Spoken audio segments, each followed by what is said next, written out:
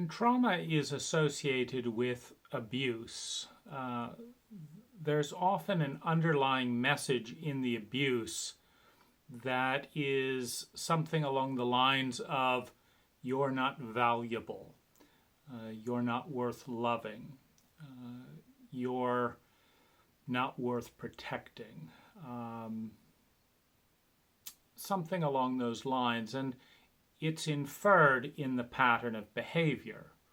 Obviously, with sexual abuse to a child, that's not something you do with the child's interest in mind.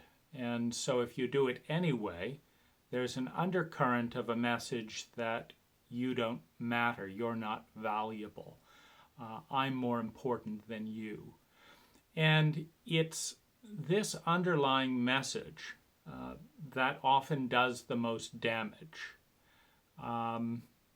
There's nothing inherent in, even in sexual abuse that is abusive. There's nothing inherent in pleasuring a body with care and attunement that is saying, this is that you don't matter. But in a culture such as our own, with an awareness of, what we consider appropriate, etc., for someone to do that, then they're saying, we don't care about that. And in a culture where certain things can't be talked about, secrecy and shame is always toxic. And so if you do something to someone that is, shameful to talk about, even if the event itself is not necessarily, inherently abusive, the fact that it's being done in a culture in which there is tremendous secrecy makes it abusive.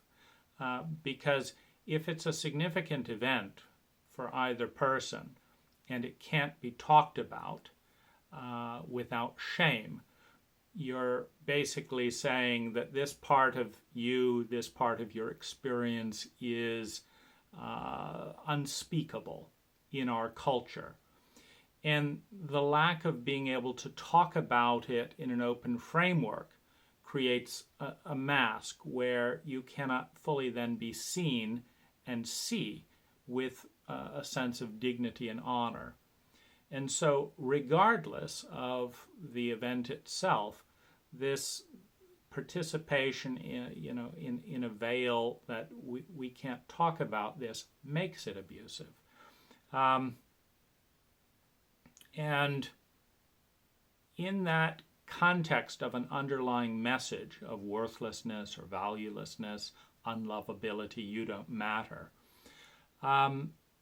when this is taken on through the behavior of the other person, and often this is communicated, don't tell your mother, don't do this, don't tell anyone, because I would get in trouble, and so you have to hide so that I don't get in trouble.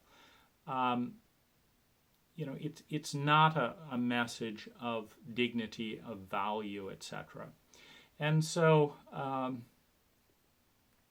I make that distinction because, if a 30-year-old has sex with a 14-year-old who has a crush on the 30-year-old, the 14-year-old may not feel that they're being abused. But if great efforts are made to hide the issue, or they start to experience, angry comments and don't tell anyone about this by other people who consider it traumatic, because it's abusive within the cultural context, then the question is, well, then why was this done? Well, and so something that may not initially have been seen as abusive can become abusive through the eyes of others, thus transmitting this sense of, I wasn't worth protecting. and this went on, and you could see this if you look at the Milo Yiannopoulos story, where he had a consensual relationship with a much older person as a minor that he didn't initially consider to be abusive, but through dialogue, etc., came to view this as highly abusive. Then you've got, in a cultural context, this message: this shouldn't have happened, it did happen. Why did it happen? Well, because I wasn't valuable. Regardless of how that message gets delivered, if it is delivered,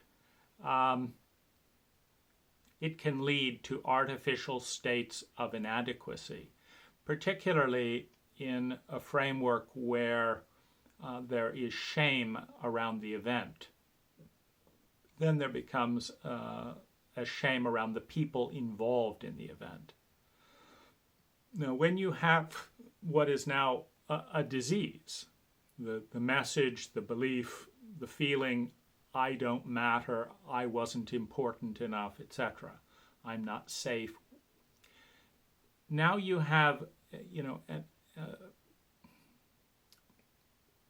now you have an imbalance that is unhealthy. And so you're not in every child is born with this innate sense of value and dignity, etc. Now, when someone has a deep sense of value, a deep sense of dignity, a sense of their beauty, their basic goodness, they don't behave arrogantly. They don't have they don't have self-pity. They're not behaving arrogantly. They don't need to overcompensate for something. But when this message is delivered and sinks in, and one is left with this feeling of not mattering or not valuing, that's an artificial state. It may be produced by the shame of the culture. It may be produced by, particularly when there's clear harm involved. And this is partly cultural because, for example, genital mutilation, circumcision, is not viewed as shameful. Now, it's arguably abusive. We decided without your consent, with very sketchy scientific basis, if any, to, as an infant, chop off a bit of your penis that is going to reduce 30% of your sexual pleasure for the rest of your life.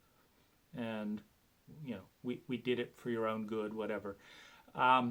Or, in certain African tribes where the clitoris is removed as the initiation into womanhood. There is the physical abuse of the body. There's no doubt that severing a sensitive area of the body, you could just as easily say to be a man you have to chop off the finger, then the wound is sewn up, and you can tell you're a man because you've got one bit of your finger, your pinky is missing, so you're now a man. Or some other culture where they cut a hole in the lip and put a plate, and you actually get prestige, where if you have a huge plate in your mouth in some African tribes, you're very, you've got high status. You've got a tiny plate in your mouth. In other words, the more you abuse your body and pull it out or pull your earrings down and put all kinds of things, piercings, these are all body mutilations, which, at least on the surface, are causing unnecessary pain and permanent damage to the body, and you could get infected and various things like that. So there is the abuse of the body, but if it's within a cultural context, for example, there have been various cultures without history where 14-year-olds get married, and so the body is perfectly capable of being sexually active at age 14, And so if it's held with honor within the culture, then it may or may, it may or may not be experienced as a trauma, as an abuse. If your cultural belief is that an ordeal of pain, and if you look at the Emerald Forest, for example, a beautiful tribal film, part of the initiation is they put stinging ants on the young man as he's becoming an adult, and he has to endure a night of standing and balancing, and this makes you a man because you've shown that you could be out in the wild. And in other initiations they send the young person as on the way to adulthood out into the wild, and if they return back alive a month later, they are an adult. And is it abuse? Is it initiation? A lot of it has to do with how it's perceived. But it is definitely abusive to put an individual through an ordeal, particularly a painful ordeal, a momentous ordeal, and then say that in the culture in which you are in, this can never be talked about because it is shameful, it is taboo, and a good person wouldn't have done this to you. So in our culture, if a parent cut a slit and put a plate in a 10-year-old's mouth and said, go to school and exhibit your plate, the parents would be arrested for, child mutilation. And so, and everyone would tell the child, your parents are horrible. This is uncivilized. You have been treated badly. And in that way, the message that you were treated badly because your parents didn't love you, because this and this and this, becomes the bigger trauma, so to speak, to learn that your parents are uncivilized, heathens, whatever it is. Similarly with religions, in some of the more barbaric religions like the Spanish, Inquisition with Christianity, your parents teach you something that will get you burned at the stake and they're going to go to hell and burn. That is the trauma. The key is, however the message is delivered, if you are carrying the message reinforced by your culture that the way you've been treated is the way that worthless, unvaluable people are being treated, that is the abuse. Once you take that in, you are now not feeling dignified, not feeling beautiful, not feeling graceful in who you are. You feel ugly, you feel flawed. Now this feeling, I'm not valuable, this belief, I'm not valuable, I'm worthless, I'm whatever, I've been treated badly because I don't matter. That belief, if it's adopted by the recipient, becomes devastating. If you're not valuable, why would you invest in the future? You wouldn't. Worthless garbage doesn't invest in itself. And so that belief then becomes the basis, the program out of which a whole variety of life choices get made. I'm not going to protect my body. I'm worthless, I'm a slut, I'm a whatever. So I'm just going to have indiscriminate sex. If I die with a STD, who cares? Because I don't matter. When it's those actions based on that belief that are so devastating. Because only someone who knows that I'm valuable, that I'm sacred, that I'm beautiful, that I'm worth it, are going to lead to the decisions in a given cultural context that will say that because I'm valuable, I'm going to go to college. And if you're in a cult that says that you have a little bit of paper that says you're a PhD in whatever, and that makes you important, Well, then doing those things is important culturally, precisely because that's what leads to the treatment of dignity and self-respect.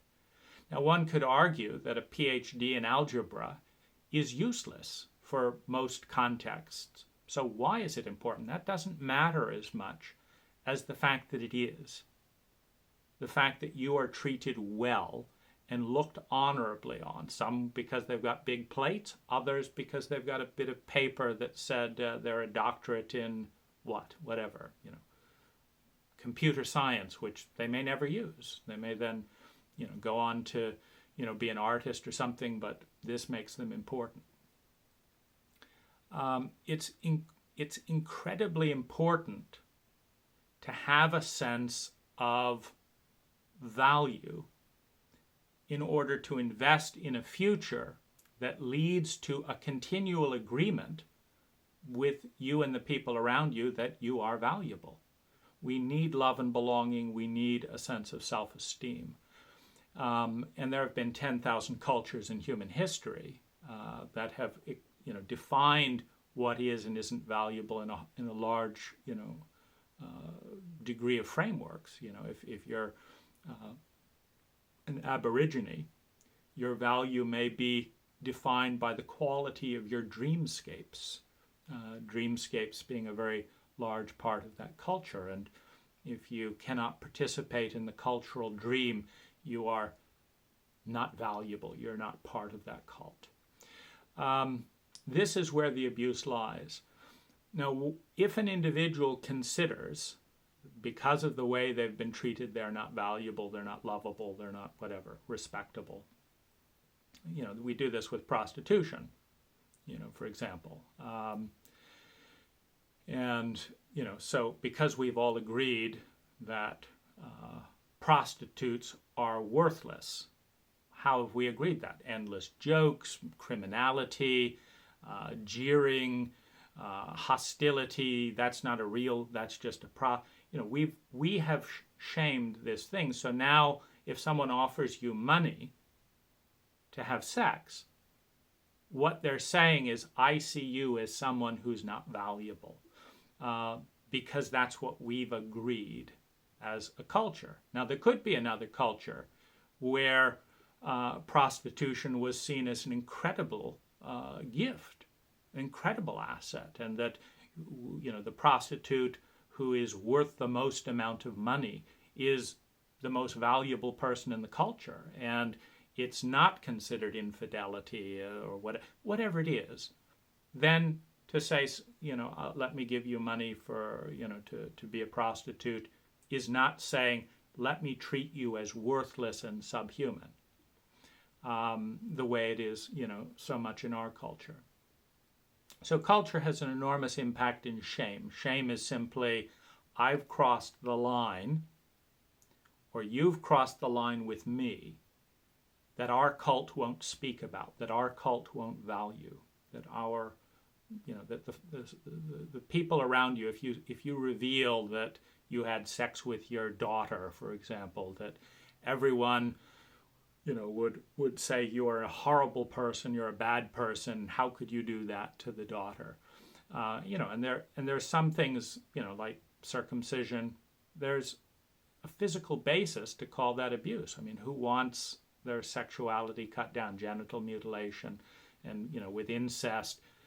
Aside from all the other cultural things, there's also genetics. It's a weakened biological field to. The health of the species is weakened by that, and so sometimes there's a scientific underpinning or not. Either way, it is the message of worthlessness that does the most damage in many cases, and this shows up in the trauma data that sometimes the abuse had a certain amount of impact. Someone is bemused, why did they do this? This is weird. But when the police show up, when their parent is taken off to jail, when everyone ostracizes them, etc., that's the real trauma. Because now you learn that you've been labeled as something less than a valuable human being. And and it's similar with accidents. If a child, bangs their knee on something, and there's some pain there, and they may be fine. But if 3 or 4 adults freak out around them and, oh, you could have been killed, and shout, and how could you do this? That could be the real trauma, because then the child kind of learns that somehow this is unforgivable behavior. And so it's the cultural response is a big part of this, is what I'm saying. Regardless of how it occurs, many people who are abused in whatever way our culture defines as abuse, and here we also have a transient, period. Some cultures are much more playful and flirtatious around romance and courting, and you think of 17th century Italian courtships and stuff where, oh, I must have you, I'll sing under your bedside, and oh, that's romantic. So your status goes up if someone's pursuing you. Whereas, today those same activities would be called stalking, and stalking is bad. You're in danger if someone's stalking you, or, something like that. And so it's relabeled and can become a traumatic event. Anyway, when you have this message of valuelessness, of worthlessness, it is devastating, because the brain acts consistently. You will start to behave like, if you consider, for example, I'm valueless, and homeless people are valueless, and only valuable people have investment portfolios and have a house. I'm valueless, so I'm not going to get a college degree. I'm not going to get a good career, etc. I'm going to end up on the street, because that's what valueless people do. And then I'm going to be jeered and treated like a bum, because that's how our cult treats homeless people. That's the danger. Now, you cannot function for very long with an underlying code of worthlessness, of valuelessness. And so this deep sense of worthlessness, shame, valuelessness needs a compensating structure. It's like this weight has been given that tilts you off this way. And then what we often do is, this is a synthetic weight in many, in many cases. It's somewhat engineered by the culture, but you're left carrying the bag that this cult says is worthless in whatever way. You then need, in order to get out of bed and function, you've got to find a countermeasure. And that countermeasure is usually also synthetic. So if you feel deeply inferior because you've gone to a school where anyone with your traits is jeered at and considered inferior. Maybe you don't get high math scores, so you're called a stupid. And stupid people are valueless. And they're stupid, they're valueless.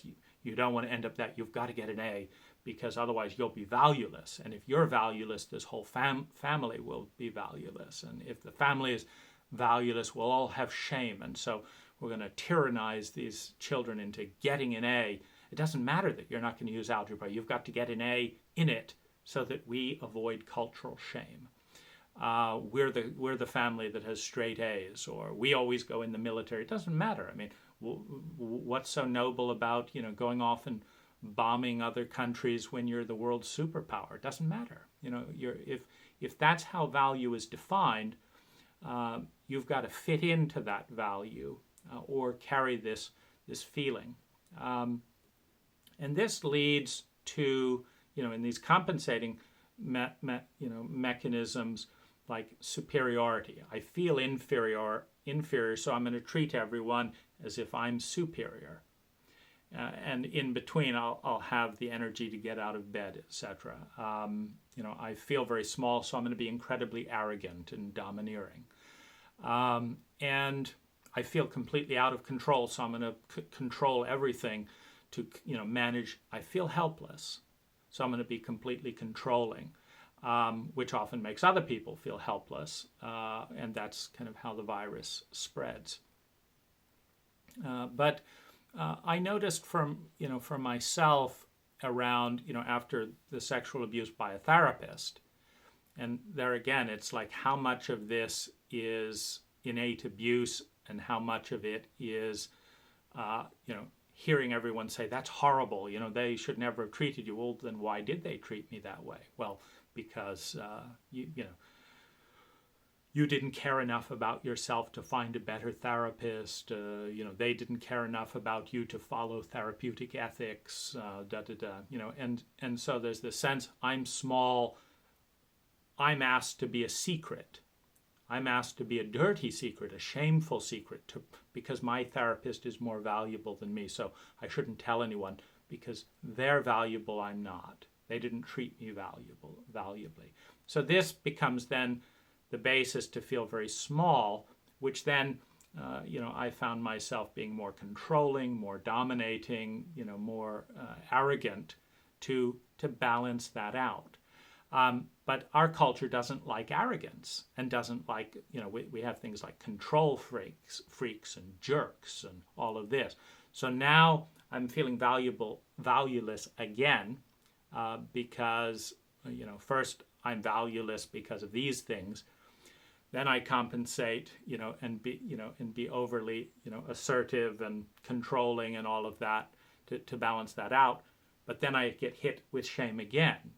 You're a bad person. You're being a jerk, etc.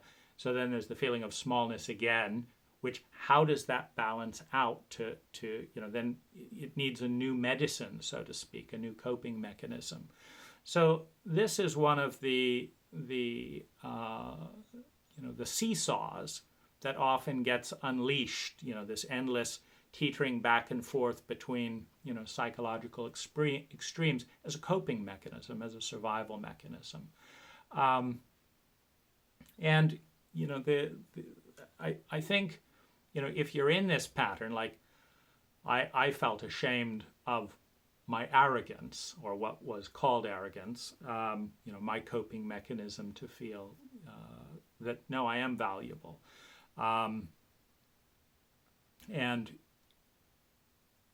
so then there's, shame around that, is to just notice that any of these extremes between self-pity and self-importance, between valuelessness and superiority, inferiority, superiority, worthlessness, I'm better than everyone else, that any of those two things, feeling stupid, okay, I'm smarter than everyone else, that, these mechanisms, when the one is given, the other is kind of needed at some level, to compensate. And the way to work through this is partly to give it back, meaning if someone behaved in a way that they considered is unvaluable and that your culture considers to be unvaluable, and so you consider it to be unvaluable, is to give it back. To say if you valued yourself enough, you wouldn't have participated in this. It's not my in-value that we're talking about. You didn't value yourself enough to be a good therapist. You didn't value yourself enough to be a nurturing parent. You were an abusive drunk, which hurt me in many ways, and you didn't care enough about yourself. And so you made me feel small and worthless in the context of a culture that looks down on families like that. So I'm now part of a family that's looked down on.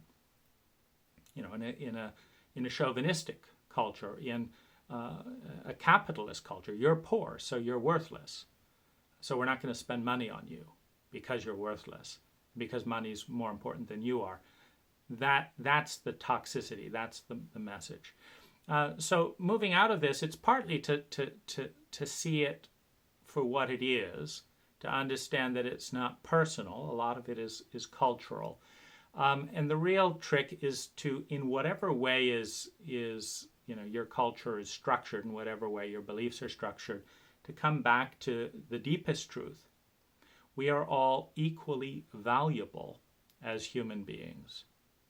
We all have the potential to do good and to do harm. We all make mistakes.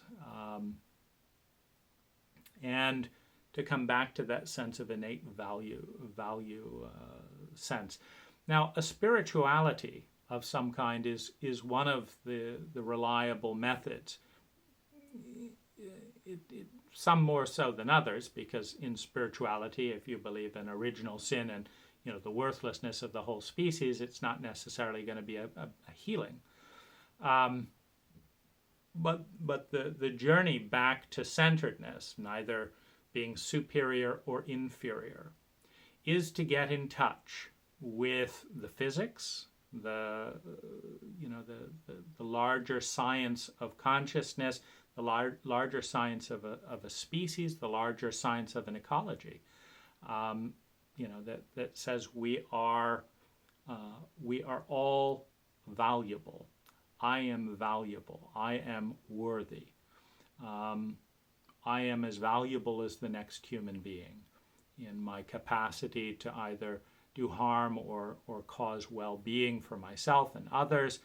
I'm worthy. I'm lovable. Whether or not the people around me are capable of loving me, that's a very good question. But there again you see the problem. Because if someone is capable of loving you, then you are by definition lovable. If someone is not capable of loving you, then you are either unlovable or they are unable to love you as you are. And so these things kind of go in pairs. Am I really worthless? Or is my culture inadequate at honoring each of its citizens? A worthless culture that shames and traumatizes a minority, like in a slave cult. Am I worthless because I have black skin, because I have pink skin, whatever the slave is? Or is the culture that divides up worth so bizarrely a worthless culture?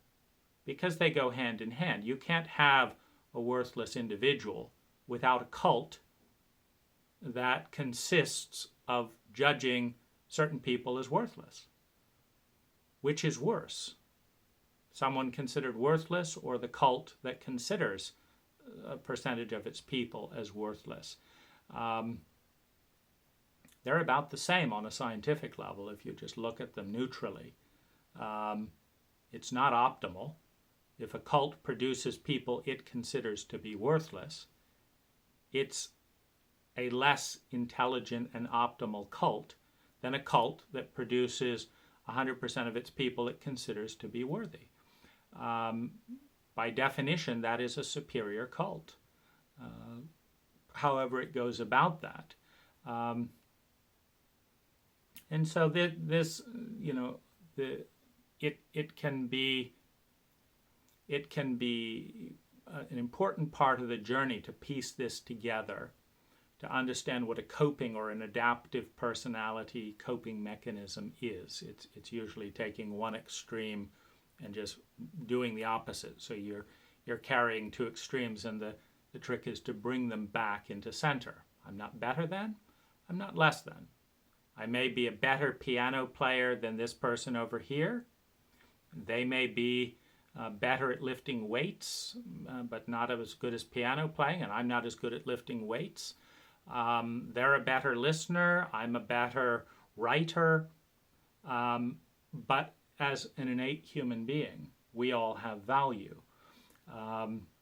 And in the delusions, in the illusions that cultures produce, that some people are not valuable and some people are, that has a lot more to do with that particular culture.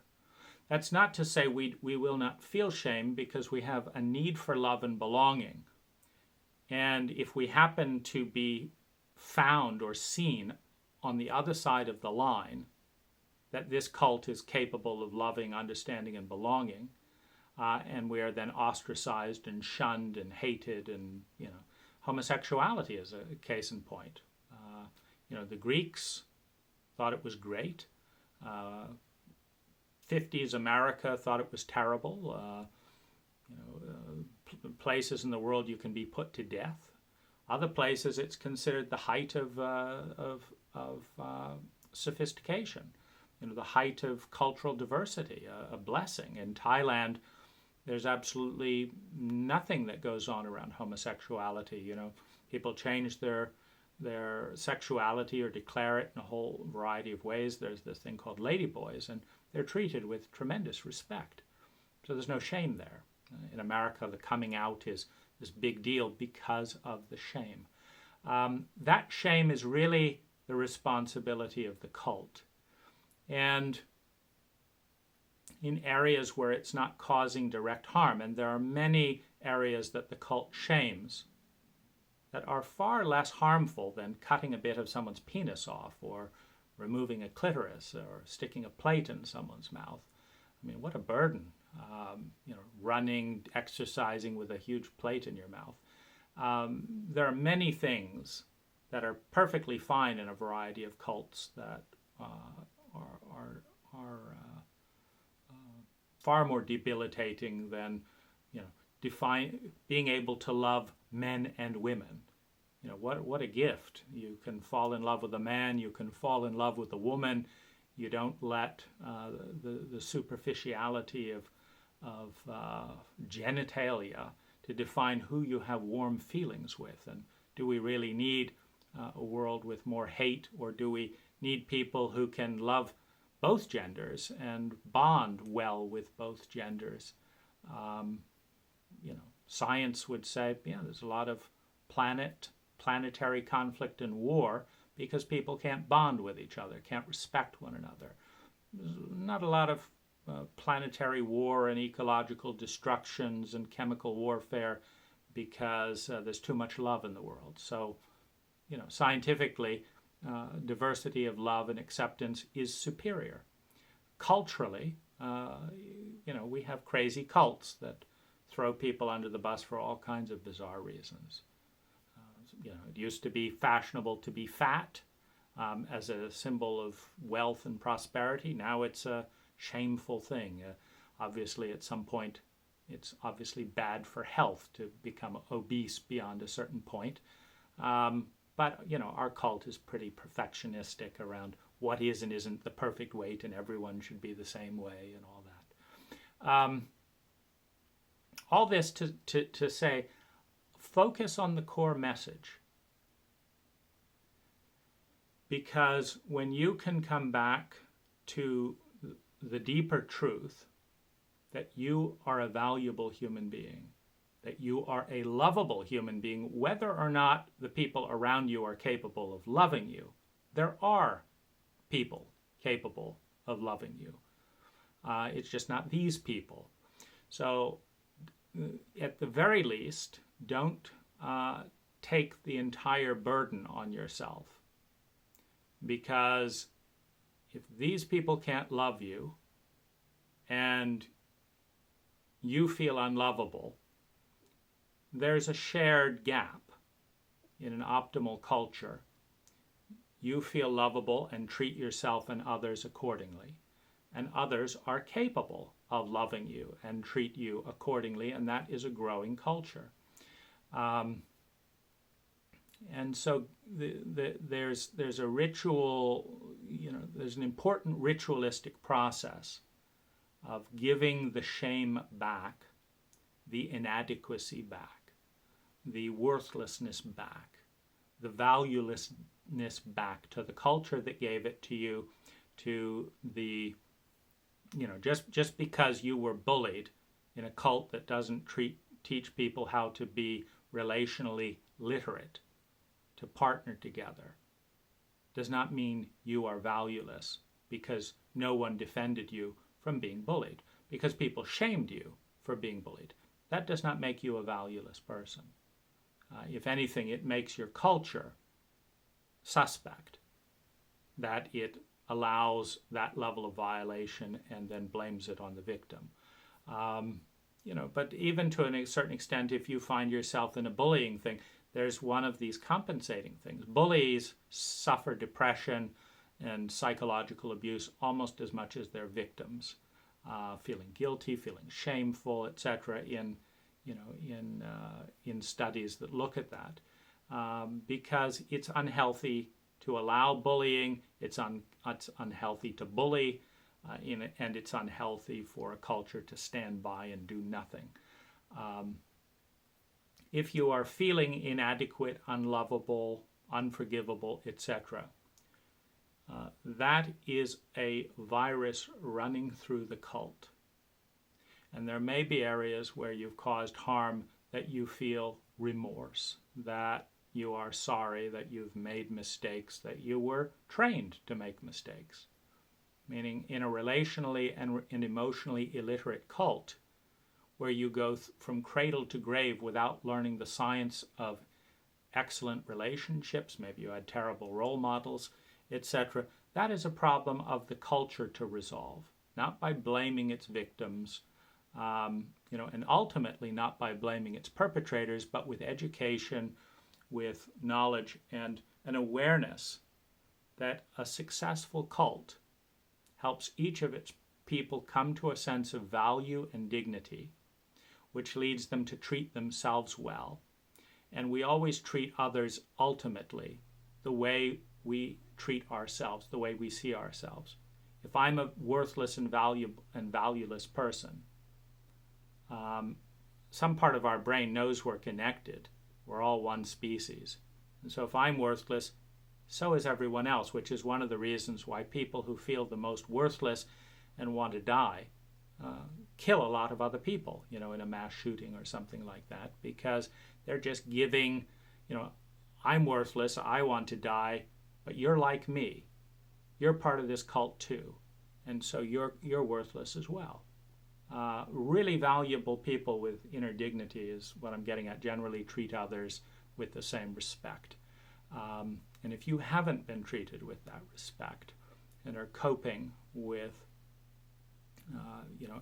arrogance, or you're collapsing in the depression, you're just treating yourself badly, the journey towards healing is to heal that message, to understand what was it that was given to you. Was it worthlessness? Was it unlovability? Was it a sense that I deserve to be beaten or treated poorly? And to give that back. That's not mine. That's the person and the culture that disseminates that kind of abuse. And certain things, physical mutilation, there's no question it's highly abusive. Giving someone poison, beating them, pushing the body way beyond its limits with no regard for capacity, humiliating people, making them feel like shit. It's abuse, there's no doubt. And then there's these other things which it's very culturally dependent. So that's part of the healing. And whatever way you do that, and in my case, having been given the message over and over again, you're not worth it, the healing came in deep meditation. The healing came in connecting with Source, with connecting with something beyond human beings, because human beings are not always healthy.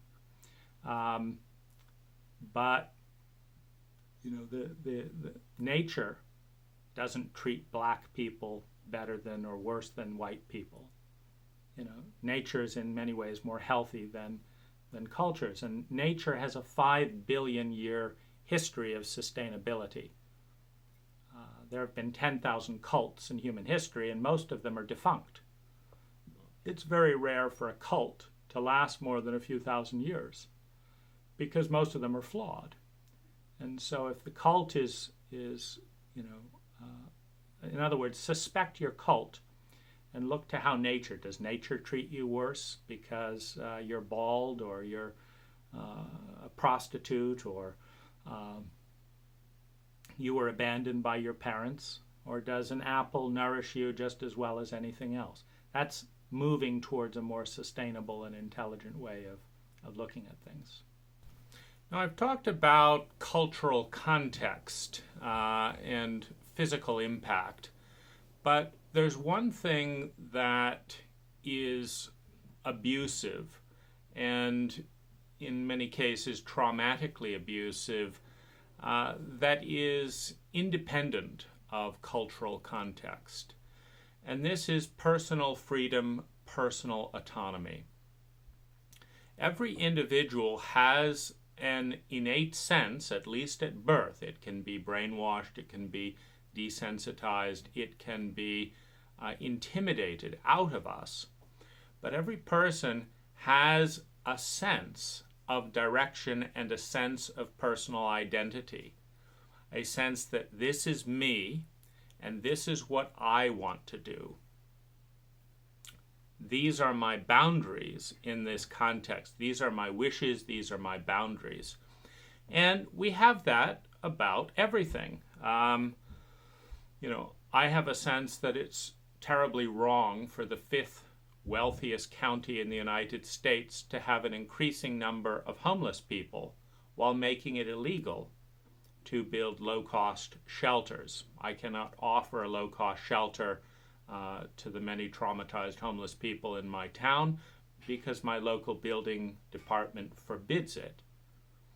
They don't forbid the county to create thousands of homeless people. They forbid people to offer basic shelter to thousands of traumatized and homeless people. This is sociopathic, insane, costs the taxpayer, billions of dollars.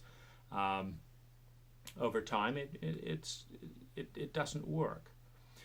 But within that, and so that's my sense that this is my town, and it's being violated by traumatic policy that is not my wish. It's not my. But we have a sense this is a shared town, and so if we have an ignorant voter base that doesn't understand the causes of homelessness or how to get out of it, and votes to raise its own taxes to it costs $40,000 to $200,000 in taxpayer money to maintain a chronically homeless person. Meanwhile, you can offer them a tent in the backyard, can help them get on a program. Many of them can pay $200-300 a month. It's just in my town, you can't get anything really for less than $1,800 a month, and they don't have the money. And we're not offering an alternative. Most of them that I interview, if I say I've got a little place for you for $200-300 a month, they jump on it like that. We have made low-cost housing illegal. So there's a violation there. I feel, my wishes, my boundaries, my sense of what I would like to have happen is actually being blocked with my taxpayer money. But that's, and yes, there's a sense of violation there. But when it comes to, for example, the physical body, I need to sleep now, I want to sleep now, and someone slapping you in the face and saying, no, you can't sleep. The context and the reason is important. Obviously, if you're about to black out in a coma and your friend is trying to keep you awake until you get to the hospital, that's a different context. So there's a message of intention. Most of us, having recovered from the hospital visit, would thank the person who cared enough about us to do something they didn't want to do, keep us awake, and get us to the hospital. Is that abuse? Is that violation? Is that trauma? I think we'd be more upset with the idea of people walking away and leaving us to die and understanding that our friends don't care about us. I think that's a much bigger trauma, a much bigger upset. But there's one thing that's a very clear message of abuse and a message of value. And that's the message that, for example, you can't have sex with me. I don't want to do this. I do not want to spend this time with you. I don't want to do this, have my life look like this. I want the freedom to go and get this job, or I hate this climate, etc. I want to use my legal right to go and move to Florida, whatever it is. That this is my sense of self, and I wish this, and I do not wish this, and this is our rights as we've defined them culturally. And I would like to exercise that and do this. Now, when someone else pushes in on that boundary and ignores the boundary and violates the boundary with repeated monstrations, no, no, no, this is not good, I don't want this, no, I don't want this, that's not what I like. But they do it anyway. 1. 2.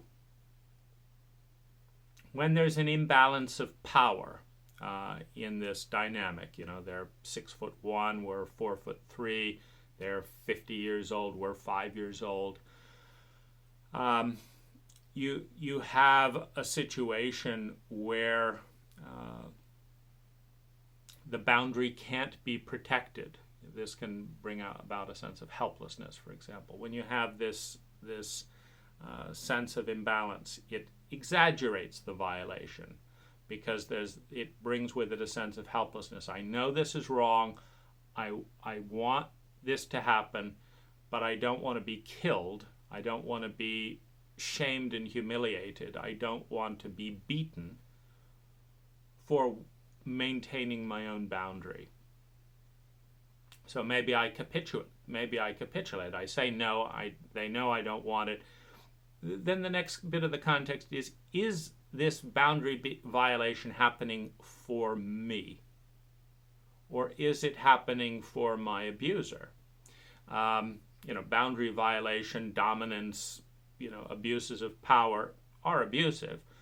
But what's the context? Is it you are going to go to school because you're going to become an independent person, and I believe in you, and I'm not having you give up. Now go to school. That's and particularly the true feelings and energies, and if you're spent time with the person, you have a sense of what they think is right. Are they doing what they think is right for you, and they're just ignorant about it?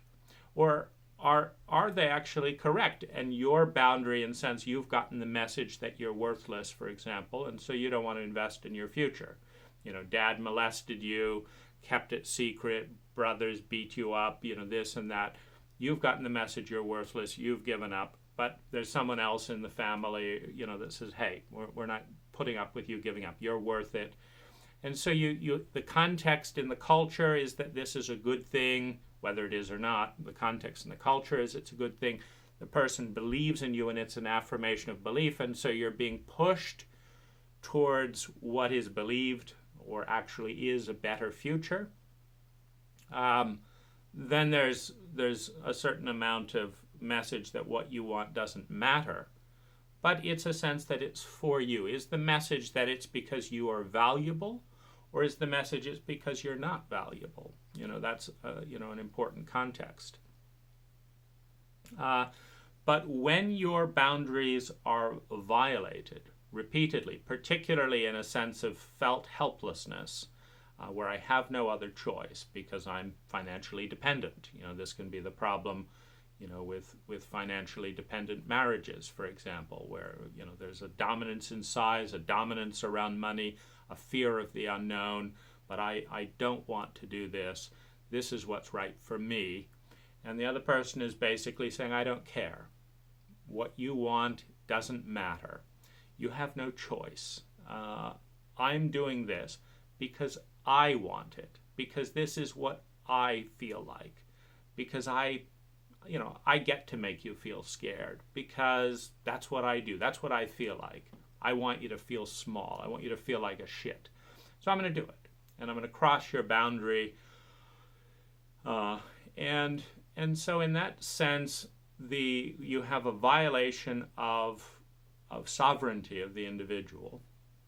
You have an abuse of power for a reason that affirms you don't have value, I have value. My needs and what I want is much more important than your needs and what you want with your own life, with your time, with your body, with your freedoms.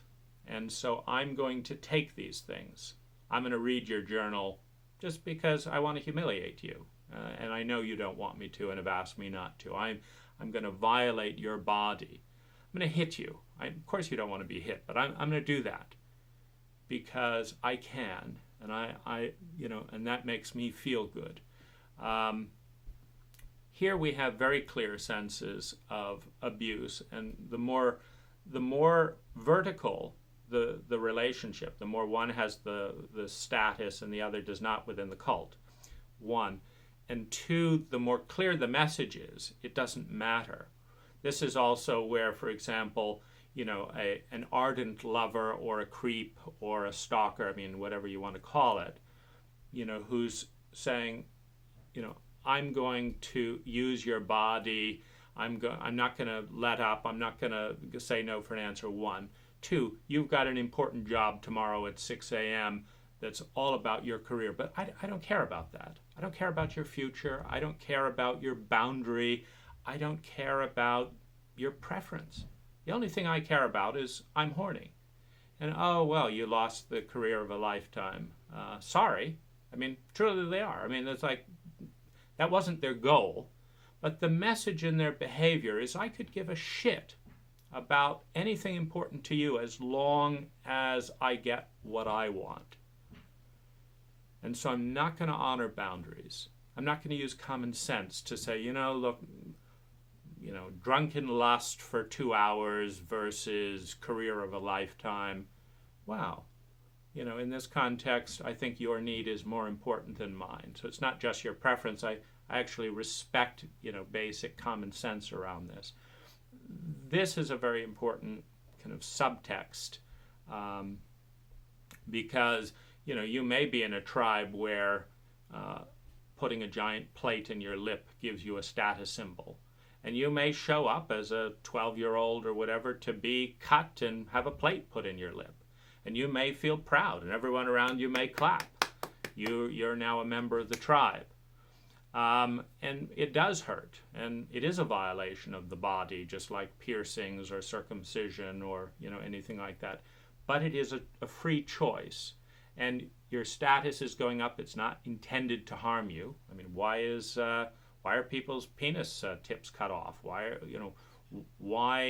are tattoos a status symbol? They're painful. They're not particularly healthy. What's the deal? But it doesn't feel traumatic. It doesn't feel like a violation because I freely participated in a cultural context in which it is honored. And that's, a good reason to do something weird like that is, you want to belong to your cult. And so this is not necessarily abuse. But when a child says, this is a dumb custom, I don't want a plate in my lip. I'm an athlete. I want to be part of the Olympic team for our country. Having a plate in my lip is going to ruin my chances. This is important to me. Don't put a plate in my mouth. And the parents say, no, this is the way it's going to be. And they drag this boy, into the village square and cut him open and stick a plate in his mouth. Well, that's clear violation of abuse. It's going against the sovereignty of a very clearly stated sense of individuality. And when there's, the whole cult, the whole village, the whole church, the whole family, all ganging up on one person who feels like they can't survive without the blessing and support of the group, the community.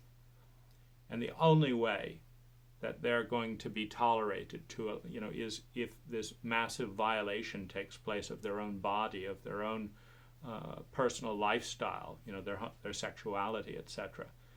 Then we have a clear traumatic abuse.